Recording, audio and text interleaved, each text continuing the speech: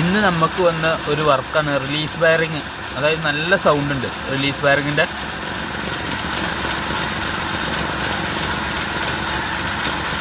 Gear box ഇറക്കിയിട്ട് അങ്ങനെ നമ്മൾ ഗിയർ ബോക്സ് ഇറക്കി.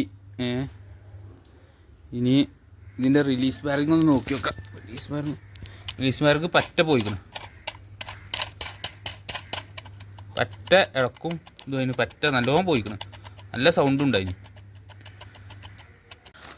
പിന്നെ ഗിയർ ബോക്സിനെ കുറിച്ച് എക്സ്പ്ലെയിൻ ചെയ്യുകയാണെങ്കിൽ നമ്മളുടെ എൻജിൻ ഉൽപ്പാദിപ്പിക്കുന്ന പവറിനെ ആവശ്യാനുസരണം വീലിലേക്ക് സപ്ലൈ ചെയ്യാൻ വേണ്ടിയിട്ടാണ് ഈ ഗിയർ ബോക്സിൻ്റെ main working. Pressure plate, release bearing, അതുപോലെ തന്നെ ക്ലച്ച് ഡിസ്ക്, ഇതിനെക്കുറിച്ച് എക്സ്പ്ലെയിൻ ചെയ്യുകയാണെങ്കിൽ നമ്മൾ ഈ എന്താ പറയുക, ഗിയർ ഷിഫ്റ്റ് ചെയ്യുന്ന സമയത്ത് എൻജിനിൽ നിന്ന് ഗിയർ ബോക്സിലേക്ക് വരുന്ന ആ പവറിനെ നമുക്കൊന്ന് സ്റ്റോപ്പ് ചെയ്യണം.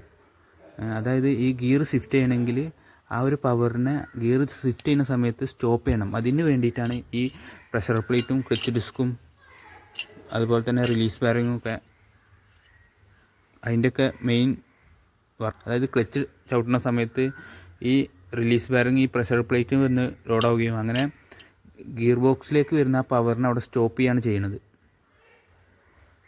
നമ്മളെ വർക്കൊക്കെ കഴിഞ്ഞ് ഇപ്പം വണ്ടിയൊക്കെ നല്ല പക്കാ വർക്കിംഗ് ആണ്. ഇപ്പോൾ ആ സൗണ്ടും കാര്യങ്ങളൊക്കെ പോയി. നമ്മൾ ഓടിച്ച് നോക്കി നല്ല പക്കാ വർക്കിംഗ് ആയിരുന്നു.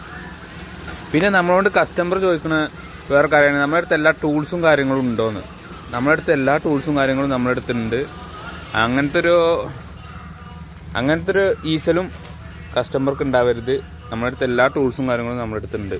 ഒരുവിധ വർക്ക്ഷോപ്പൊക്കെ ആവശ്യമായ എല്ലാ ടൂൾസും കാര്യങ്ങളും നമ്മുടെ അടുത്തുണ്ട്.